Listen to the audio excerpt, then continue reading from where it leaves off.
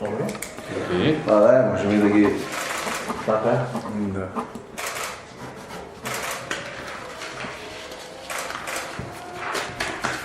Ova se...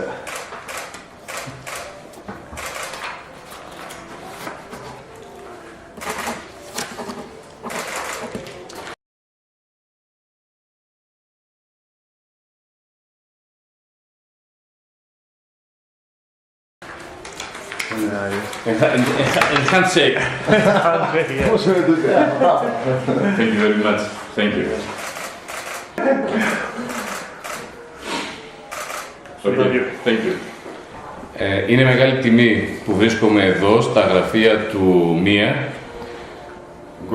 Голема ми е чест, щом се наоѓам тука во канцелариите на МИА, του πρακτορείου της Βόρειας Μακεδονίας, на Новинската агенција на Северна Македонија, μετά τις πολύ θετικές εξελίξεις που είχαμε στις σχέσεις των δύο χωρών, после позитивните настани на развој на односите меѓу двете земји, την Συμφωνία των Πρεσπών односно договорот од Преспа και την κοινή συμφωνία για να προχωρήσει η συνεργασία αυτών των δύο χωρών μας, и спогодбата да се продолбочи соработка меѓу двете земји, трезари.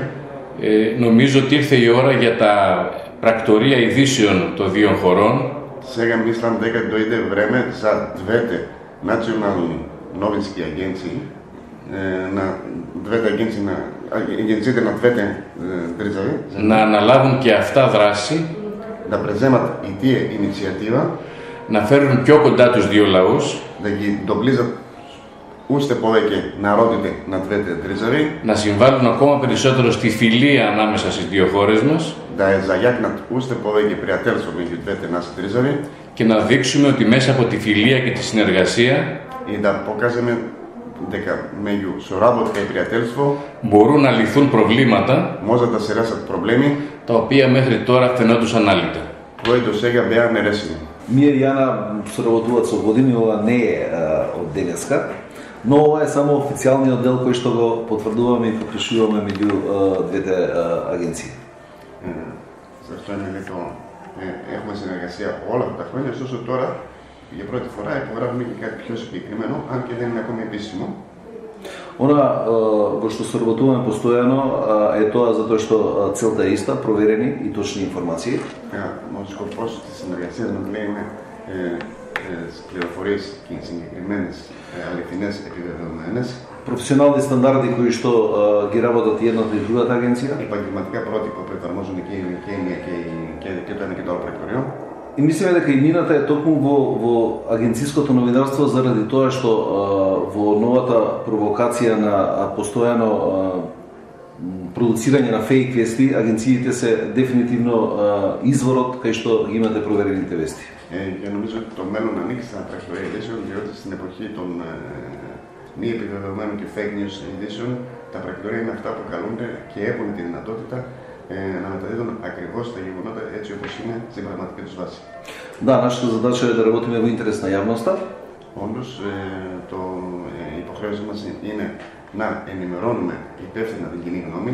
Секако, како државни агенции ги пренесуваме и активностите, официјалните државни активности. Σίγουρα μεταδίδουμε και τις δραστηριότητες των επισήμων φορέων των χωρών μας. Меѓутоа, она што е суштински е да ги информираме граѓаните, да добијат точни информации и да ги на тој начин елиминираме предрасудите и стереотипите кои што постојано владаат кога нема точни информации. Η ουσία είναι να ενημερώνουμε τις κοινές γνώμες των δύο χωρών με ακριβείς πληροφορίες, έτσι ώστε να σπάμε και τα στερεότυπα που μπορούν να προκληθούν από ανεπιβεβαίωτες και λανθασμένες πληροφορίες. Денеска разговаравме и за многу заеднички проекти кои што можеме да ги работиме и се надевам дека набавно граѓаните ќе го видат тоа што се може да се понуди кога се работи професионално и кога се има добра соработка. Σήμερα μιλήσαμε και για συγκεκριμένες μορφές συνεργασίας και θέλω να πιστεύω ότι οι πολίτες, οι κοινές γνώμες των πολίτες των δύο χωρών σύντομα θα είναι σε θέση να διαπιστώσουν τι σημαίνει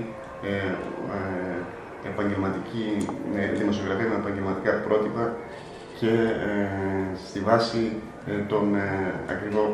της ακριβούς και υπεύθυνης ενημέρωσης. Благодаря. Ευχαριστώ. Again, thank you. Thank you.